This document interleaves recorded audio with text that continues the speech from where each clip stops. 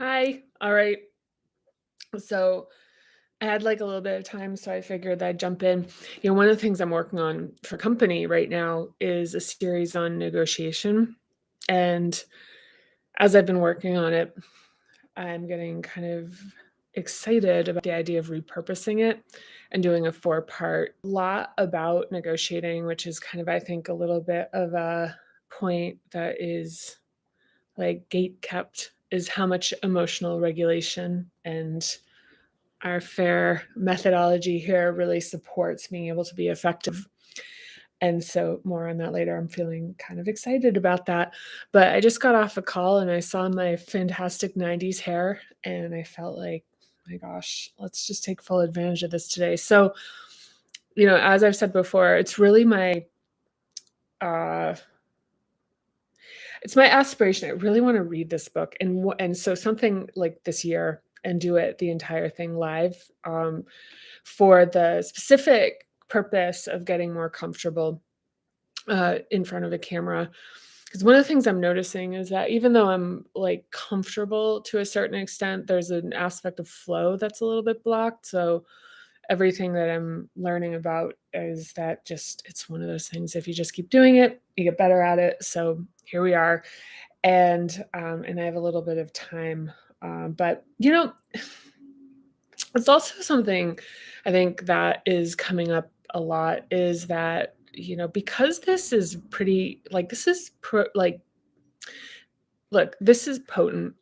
We're really going like to the source of behaviors and beliefs and these type and patterns that really shape our lives and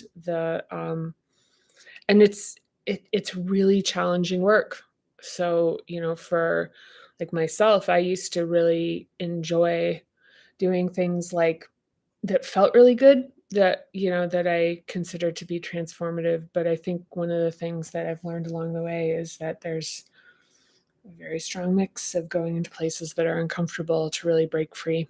And so, as far as reading this, like looking at them on page 30, and it's like the 6th of February as I'm reading this right now, and my aspiration is to get all the way to the end of a, 336-page book. Kind of frames it's another frame in terms of like and like sort of like, I guess like empathy is the word for it, for how getting through this content. It really takes patience and it takes time because I'm even finding when I'm reading this that a page or two really like is pretty strong, and so it's usually about where I stop, and so I'm kind of hoping I can get to the top of page 32. So I want to get through the adaptive holding patterns, shrinking and inflating. If you're following along, that's page 30, and the adaptation dilemmas, and then and then stop once we hit restoring flow in the shadows, and maybe I'll get to those later this week. But yeah, more to come. More to come. I'm really energized by some of the stuff I'm working on as it relates to this and sharing it with a larger audience. So anyhow, so let's get to it. Adaptive holding patterns, shrinking and inflating. Here, so I'm gonna take a deep breath. All right. So one more deep breath in.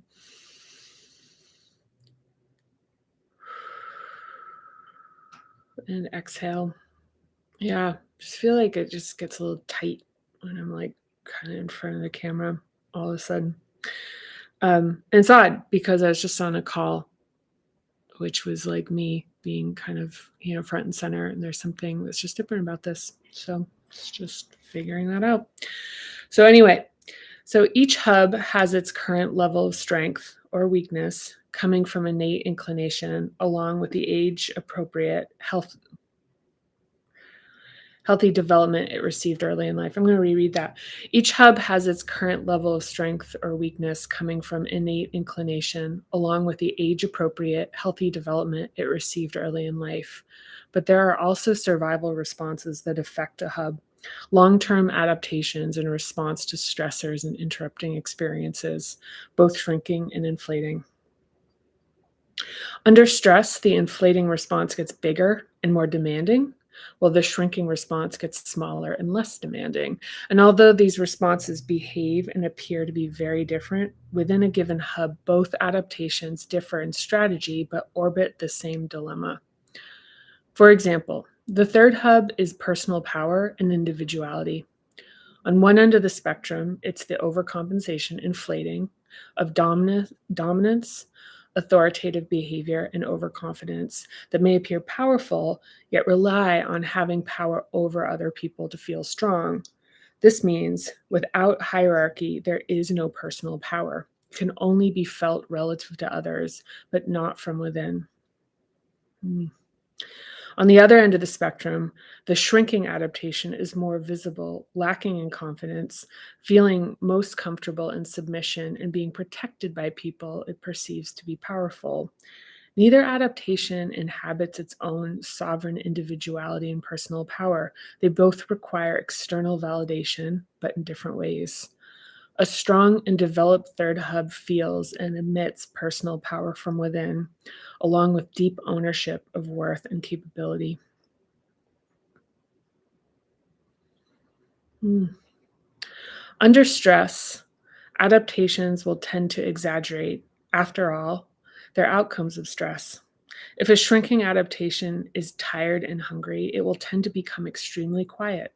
And an inflating adaptation will tend to complain and get louder. A couple with opposing adaptation patterns under a mutual stress can experience exacerbated tension by how one or the other person responds. Oof, that is I mean, like, there's a lot in each of these these sections. I mean, I really get it. I mean, it's funny because people tell me, multiple times throughout, like a day about what the experience of reading this, and then, this is one of the things that's helpful of reading it is really reacquainting myself with that. There's a lot to think about here. If a hub is underdeveloped or affected by interruptions, there can be fixation and obsession, often subconsciously generated, that overcorrect on one or more of the basics or themes of the hub. For a given hub, both shrinking and inflating adaptations are two sides of the same coin, reconciling the same dilemma using different strategies. However, once the dilemma is reconciled, the fixation recedes and the preoccupation is either reduced or eliminated. Yeah. Yeah, I have a personal anecdote on this. I don't know if it makes sense to share it right now, but I guess maybe like as it relates to third hub, which is the example I provide in here, which is either needing to dominate over others to feel powerful or have powerful people validate you, which is a more submissive position. But this is all, sometimes there's a bit of both, and this is all orbiting around like really the central, tenet of the third hub, which is to feel your own personal power and individuality. Um, you know, like this used to be something that was, I was falsely humble, where I would have teams of people who reported into me, and I'd actually kind of play both sides of this adaptation, which would be to appear that this wasn't something that was like creating a tremendous amount of identity and validation, which was that that all of these people worked for me. And so, it's interesting that within this work of finding power as emanating from within, like a sense of individuality, a sense of like personal strength, that the interest in those things just dissipated. Like it just, when people, like somebody, recently, I heard them saying to their spouse, referring to me as their boss, and I actually didn't like recognize that because I was like, oh, I don't even think about it like that. And it's an interesting comparison to the fact that I used to that used to be really central to who I thought I was, and how important that was to me as like a validation, that was solving for low confidence and also low self-worth. So, yeah, there's a lot I could say on this. I feel like it would be too much of a ramble. I don't know if it'd be really clear. So I'm gonna dip right back into reading aloud. So the adaptations and dilemmas. Sometimes this makes me a little cross-eyed. I feel like it might help to like hold the book up a bit more and peek over. Just for some reason, it's like looking down at the light in my face. We'll see. Let's try this. Let's try this. It looks a little bit more like a read along as well. So, the adaptation dilemmas. So, again, each hub has a central issue that its adaptations and holding patterns orbit. Like the above example of dominant and submissive behavior in the third hub, both inflating and shrinking adaptations fixate on power, due mainly to the inability to directly experience it. Oh, yes. The life changing process of conscious reclamation and releasing the grip of holding patterns is a reconciliation and restoration of a hub's central capacity, a process that begins with awareness that a dilemma exists. Following are the dilemmas of each hub and prompts for consideration and contemplation. Wow, I really like this book. Yeah, wow, that's good. That's really good. Okay, so the first hub, physical insecurity. So this is the dilemma. If we're if we're constantly anxious about money, basic needs, or physical safety, all other hubs are affected. Maslow's hierarchy of needs, see chapter 1, is a reminder that our full capability can only be possible with the safety and trust that come with essential physical needs being met. This dilemma is both subconscious and unconscious, so it can be difficult to spot. But anxious, chronic hypervigilance, feeling disconnected from your body, or general distrust about whether your needs will be met, resulting in fixating and obsessing on potential scarcity, are some of the indicators of disruption in this hub. A central issue of this dilemma is taking up space and having the ability to obtain, keep, and maintain physical things, with extremes in either excessive minimalism or hoarding and collecting. The prompt: do I have trust in my physical safety? So, the prompt that's listed here, I mean, I think one of the things that this can either be a point of reflection, where you spend a little bit of time just contemplating, do I have trust in my physical safety? This is also really good for journaling. And, depending on, if you like to, if writing, so just a word on journaling is that either writing with your hand, which can actually like have a very like specific feeling and quality to doing, that has its merits. But if writing actually makes your hand tired and achy, which gets in the way, becomes a distraction of being able to really process whatever is arising, just using a keyboard and opening up a Word document and writing it out. So, one thing I think about journaling that gets in the way, of being able to really clear things and have them arise and come through is the sense that somebody's going to read it and that it's going to be viewed. And and so if that's actually a hang up, if their perfectionism gets in the way about like, am I writing this right? Just delete it when you're done writing. It's like a thing. Like that's a practice in and of itself. That you don't need to write everything you journal. The journaling is actually like processing, or read it once and then kind of like fine tune, pull any insights out of it, or keep it. I mean, whatever. But and there's other things you can do, like doing an audio journal or even a video journal. So finding ways to kind of speak through, process through, and like have your thoughts arise about these prompts, I think is, particularly helpful. Holding up the book, it was too hard. I think I'm going to have to figure out another way to do that. But I kind of liked it. I liked like having the book in front of me. I thought that looked kind of cool. But here we go. I'm gonna dive in. Second hub: emotional emotional unavailability.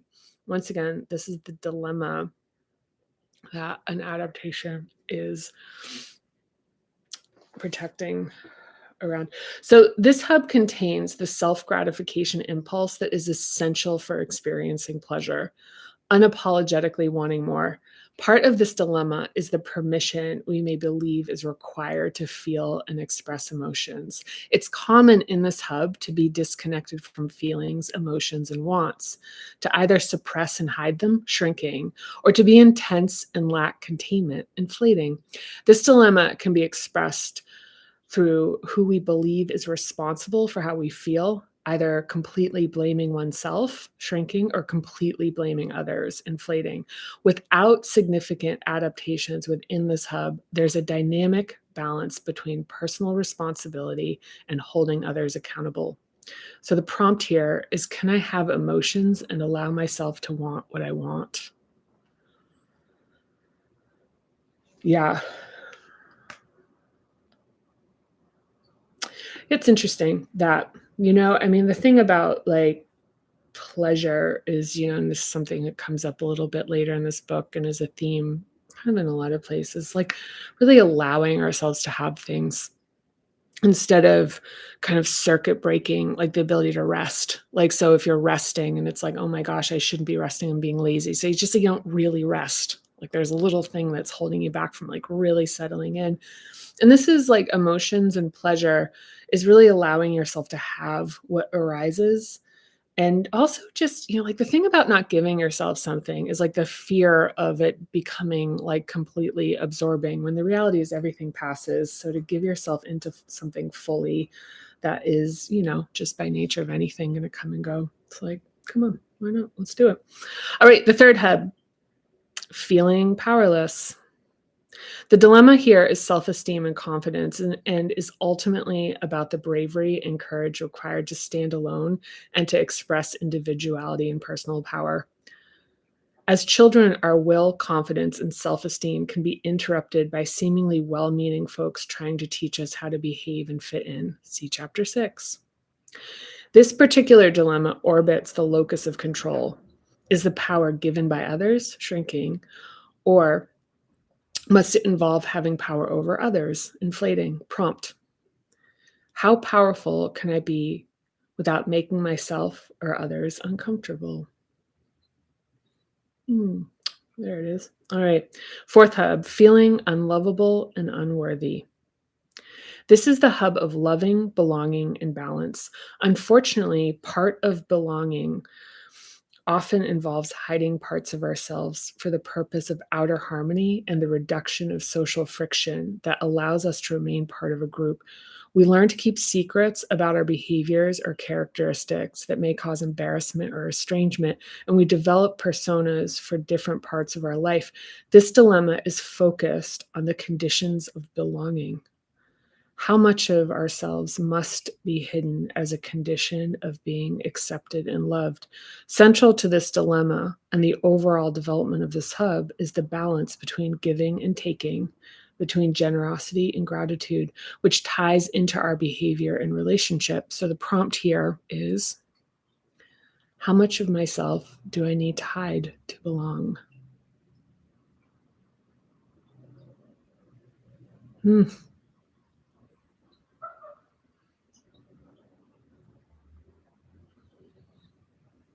It's interesting, like with the fourth hub, fourth, fifth, sixth, and seventh, where it's really is where you're crossing over the threshold about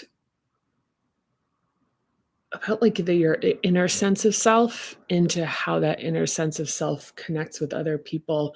And so, the first through third are really foundational to like the inner life. And those reflexes are the ones that wind up getting um, really reflected and amplified in our relationships with the world around us. So it's interesting to read this and think about that, at least for me. So, anyway, fifth hub, here we go. All right, believing that the expression of truth is dangerous. Confidence and social acceptance from the previous hubs affects the willingness and the ability to speak out. In some cases, we risk our safety and belonging when we speak our truth, especially when challenging what people in power and family members want to hear. When we suppress our emotions and thoughts, we may keep the peace, but make war with inside. I'm going to reread that. When we suppress our emotions and thoughts, We may keep the peace, but make war inside ourselves. Outlets that can include journaling, therapy, and trusted friends support the management and resolution of this dilemma. Yeah, and once again, the dilemma is believing that the expression of truth is dangerous. So central to this dilemma and to the overall development of this hub is the balance between speaking and listening. Prompt: how much of my truth can I speak without punishment, retaliation, or putting myself at risk? These really are pretty infinite. I mean, it's like I'm reading these, I'm thinking there's so much arises, and I imagine this is also what people are talking about when they're explaining that it takes a long time to read this book. I mean, believing that the expression of truth is dangerous. I mean, this is actually something that really relates to even like being able to express how we feel in, with like our boss or whoever, and having to hold back, if we're told something that we don't believe are like about ourselves, especially, it starts as kids, being punished for that. But then, a boss says something, and one of the things is like working with leaders is, what, like, right, like this past couple of weeks, I've been doing some coaching development for, like helping people develop coaching. And one of the themes in that is about projection and bringing self awareness to how much we tend to project on other people when we're developing them, and how that can be something that's actually a pretty unhealthy dynamic. So, yeah, these are definitely thinkers. So anyway, let's think. All right, the sixth hub: distrust and second guessing inner vision, insight, and ideas. Things we're not ready to see are hidden in our subconscious. If we don't feel safe, powerful, and securely connected, there are truths we may not be ready to face. We may hide secrets we're ashamed to reveal, pretend to believe things, or be in denial. Curiosity is the domain of the sixth hub, and there are many questions that arise when evaluating this complex, multifaceted dilemma. Mm. For example, are my belief systems mine, or do they contain unconscious biases? Yeah. This one is so the exploration of like intuition versus unconscious bias is really like is gone into pretty like relatively extensively in the associated chapter. I believe it's chapter 9 where for the sixth hub. Um, yeah. Yeah, like one of the things about like gut responses and intuition is that these um they really benefit from some conscious oversight about some of the social conditioning and factors that can shape our reflexes. So more on that later. So all right. Can I so like can I express my ideas and dreams without fearing criticism or being ostracized? Does my appearance express how I feel inside, or does it serve the cause of fitting in and pleasing others? Central to this dilemma is our level of curiosity, what we allow ourselves to see and reveal. Prompt. The prompt is, what will I allow myself to see? It's kind of interesting is that a friend of mine who's Balinese sent me, actually we had a little exchange on this, which is really funny, is that there's a term, Balinese term, I'm actually going to look it up. I think it's called saltum, what he said. He already knows I'm going to write about it in my next book because he's saying, but like saltum, and this is so one of the things is that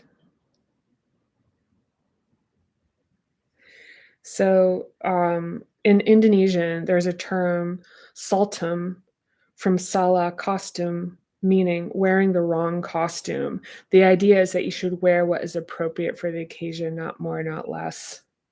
And when reading that, I thought that was a really interesting notion about, um, taking that a little bit deeper about that the way that we're expressing ourselves through, through our outer appearance, how this actually, like, helps signal to people. Like, there's actually kind of a whole thing here that we understand, especially when we're kids, is trying to kind of transmit a signal for like-minded people, and, sometimes that, gets kind of, like, maligned as far as the belongingness that's caused in that, and then, like, the kind of considering, like, to be, like, some form of conformity. But, looked at from another way, it is that, like, self-expression is also kind of a cry for, or like a signal for belonging. And that part of that is about, like, appearance and six hub stuff. So, yeah. All right. Last but not least is the seventh hub. Are you ready? Okay. What time is that? All right. We got time. Intellectual insecurity. That is the dilemma. The physical location of this hub is our prefrontal cortex, see chapter 1, which offers the uniquely human function of advanced consciousness and the ability to understand and consider alternatives. Developed and balanced behavior in this hub is the ability to consider opinions that are different from yours without fearing it will weaken and contaminate your own point of view. Complete dismissal of a person by making sweeping, unexplored assumptions happen in both shrinking and inflating adaptations, but the strategies differ from expecting others to convert to your worldview without any willingness to consider theirs, all the way to rationalizing the dehumanization of people holding conflicting opinions. A central issue of this dilemma is certainty, with know it all, shrinking, and don't care to know, inflating attitudes. Prompt is, can I change my mind? Yeah. Yeah, I mean, I think I like my sort of like hot laugh at this is just kind of like probably like really more about how profound it is, um, and and simultaneously subtle. That's yeah, I'm laughing again. There it is. All right, so I'm gonna read one more section. I think I have like 5 minutes, but I'm gonna try to like make it through this. I'm kind of having fun here, so hopefully you're still along for the ride here. Yeah, it's going a lot longer than I normally can. So, restoring flow. So, in animals and young children, we see the body in natural states of buoyancy and flexibility. Our bodies are shaped by posture, coordination, rigidity, and flexibility in response to our surrounding environment. And like a cramped muscle, patterns from the past can remain frozen or blocked until they're released. Ideally, we stay dynamically responsive to what's going on around us, but especially when we're young, repetitively adapting can turn into holding patterns that keep us stuck in reflexes and behaviors from the past. A mature and fairly conscious adult should be expected to manage responses and find outlets for healthy release.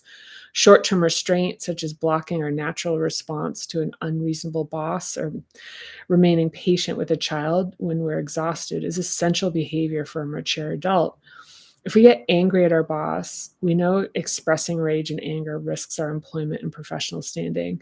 If someone we love makes us angry, blocking an immediate impulse gives us the time to form a response that won't cause harm. But if a block is sustained and not dealt with, it will begin to build intensity and lead to either an explosion, usually it's someone who is blameless, or gets stored as stress in the body. Blocked and immediate expression of emotions can maintain harmony in the world around us, but often at the cost of the harmony within us. When we express ourselves, we don't want to have a backlog of emotion that results in outbursts and outsized feelings relative to the situation. We need to discharge and release blocked responses in a way that's safe for ourselves and others. Blocks can take physical form as muscular tension, a tight jaw, tooth grinding, obsessive compulsive patterns, body fat, water retention, addiction, and other repetitive behaviors. There are also behaviors related to our adaptations that are part of our unique suite of talents, identity, and personality. When we restore flow, we don't lose the benefit of our holding patterns when we unblock them. We can access these qualities when appropriate and release them when they're unnecessary, such as being able to maintain consciously objective and emotionally distant while negotiating, or to remain consciously objective and emotionally distant while negotiating a business deal, and then coming home to connect deeply with our children. It's possible. Our adaptations are evidence of our extraordinary capacity to survive and evolve. It is our unique ability as human beings to adapt and evolve consciously to greater heights and levels of joy, freedom, happiness, connection, purpose, and contribution. The ideas of achieving balance and of staying so-called centered are conceptually elegant, but the practical reality is more like a dynamic equilibrium of homeostasis. Homeostasis is maintaining a relatively central position that's achieved through shifting up and down and in and out of a central axis. When we restore flow, we're incorporating a wider range of responses and behaviors within the spectrum of a hub. We look to remain responsive to what's arising in the moment instead of getting stuck in automatic reflexive reactions, regardless of the nuances within what's occurring. I'm gonna reread that. I feel like my inflections were off. We look to remain responsive to what's arising in the moment instead of getting stuck in automatic reflexive reactions, regardless of the nuances within what's occurring. So if you're, so I'm gonna wrap it up right there, and we'll start with the shadows next time. If you come along for the ride, and thank you if you have. Thank you, really and truly. It really, look, it just really means a lot to me. For anybody, if you're watching these, um, and also anything that you want to see or you want to have covered, if you're reading along and there's topics that you really want to like get a bit more into, I really welcome the opportunity to do that, to have that discussion with where this is, um, yeah, or anything that's arising here. One thing I would say though is if you are reading along, rereading page 30 through 31, and incorporating some form of a kind of introspection or a journaling practice with this is, it's really supports this process. And, back to the, where we started with this is that, I mean, this takes a while to get through. This takes a while, and just to take your time. Take your time with it. Anything that's causing any type of opening in this process is is just the space that you want to be in. There's no destination. This is there's no getting to the end of the book is like some kind of like achieving some, something or whatever. It's just really it's really savoring that process of just like slow openings and allowing just a little bit more a little bit more compassion for yourself, really looking to understand like where do these behaviors and these patterns arise from, and really really it's just a very deep love relationship to see with yourself that to be a product of one's environment and to see what we've done in order to really like make the best of absolutely everything in so many cases unimaginable circumstances. So yeah, so I'm sending you like so much love and appreciation. Thank you so much for coming along if you've made it this far. And I can't wait to see you the next time. All right. Bye.